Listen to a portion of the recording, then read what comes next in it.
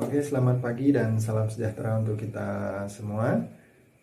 Pada kesempatan ini kita akan membahas mengenai pentingnya vaksinasi COVID-19 di masa pandemi saat ini. Oke, kita langsung saja membahas yang pertama, apa sih vaksinasi COVID-19 itu? Vaksinasi sendiri adalah pemberian vaksin ke dalam tubuh seseorang untuk mendapatkan kekebalan terhadap penyakit tertentu.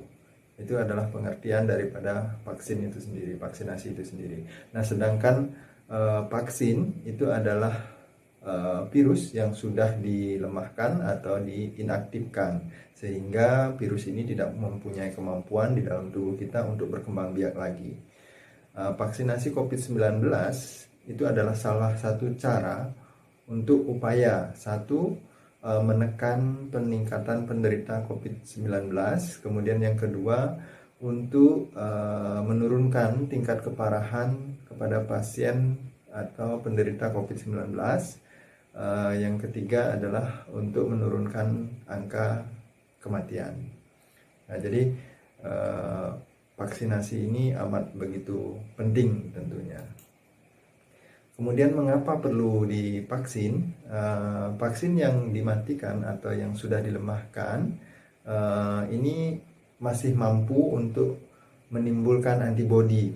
Jadi setelah vaksin itu dimasukkan ke dalam tubuh, maka tubuh itu akan memberikan respon untuk melawan virus ini atau menimbulkan antibodi di dalam tubuh kita. Nah, apabila nantinya setelah kita divaksin, tubuh kita mendapatkan paparan virus aktif atau virus COVID itu sendiri, maka tubuh kita akan secara alami mampu memberikan perlawanan melalui antibodi yang sudah dibentuk tadi. Tujuannya adalah yang diharapkan oleh pemerintah adalah ingin mencapainya herd immunity atau kekebalan kelompok yang minimal itu tercapai harus 70%. Jadi ketika secara kelompok kita semua sudah memiliki kekebalan terhadap virus ini atau virus COVID-19 ini, maka kita akan mampu melindungi orang-orang yang dalam kategori belum divaksin atau kontraindikasi terhadap vaksinasi ini. Kemudian kalau kita bertanya siapa sih yang menjadi sasaran penerima vaksin COVID-19 ini, secara umum pemerintah sampai saat ini mengeluarkan aturan bahwa vaksinasi COVID-19 ini dapat diberikan kepada usia 12 tahun ke atas. Tentunya ada beberapa syarat-syarat sampai seseorang itu dapat menerima vaksin atau tidak. Tetapi untuk syarat usia dia 12 tahun ke atas. Nah, yang tidak boleh divaksin itu kelompok apa saja? Dapat kita kelompokkan menjadi 4 kelompok. Yang pertama itu adalah orang dengan gangguan alergi berat. Nah, jadi salah satu kontraindikasinya adalah orang yang memiliki riwayat alergi berat seperti sampai sesak napas gitu ya. Itu yang tidak boleh menerima vaksin. Kemudian sampai saat ini ibu hamil itu juga belum boleh menerima vaksin.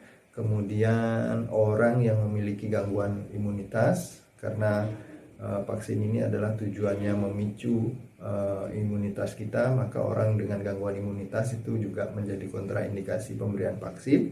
Kemudian anak-anak atau balita di bawah 12 tahun tadi. Nah, jenis-jenis vaksin yang sudah digunakan oleh pemerintah sampai saat ini ada 3 jenis. Yang pertama itu adalah Sinovac atau CoronaVac dengan efikasi 65,3%. Nah, ini sudah digunakan pada kelompok usia lansia, pada nakes. Nah, ini sudah digunakan dan cakupannya cukup tinggi.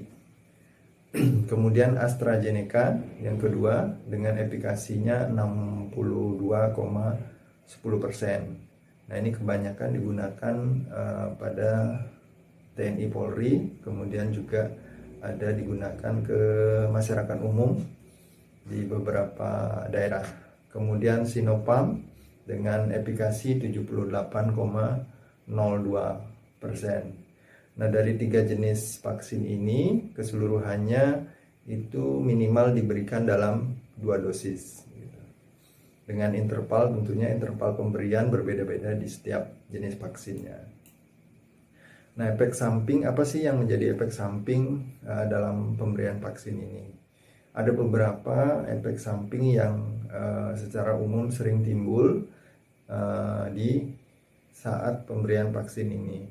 Setiap jenis vaksin itu tentu memiliki efek samping yang berbeda-beda. Begitu juga setiap orang tentu dalam menerima vaksin ini juga memiliki efek samping yang berbeda-beda. Tetapi secara umum ada beberapa gejala. Yang pertama itu pusing, kemudian demam, kemudian bisa juga orang mengalami mual, nyeri otot, pegal, kelelahan, dan yang pasti itu adalah nyeri pada saat pada lokasi penyuntikan.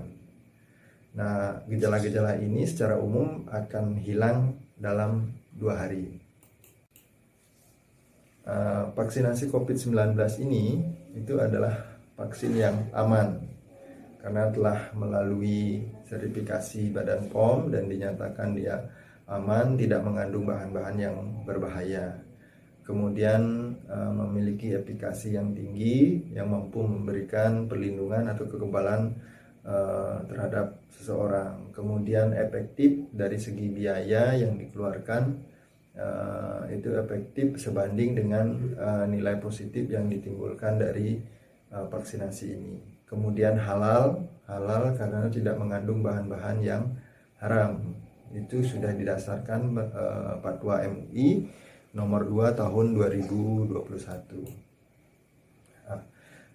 Setelah kita menerima vaksin, kita harus tetap menjalankan protokol kesehatan karena vaksinasi ini itu akan timbul antibodinya itu setelah 2 minggu dosis kedua.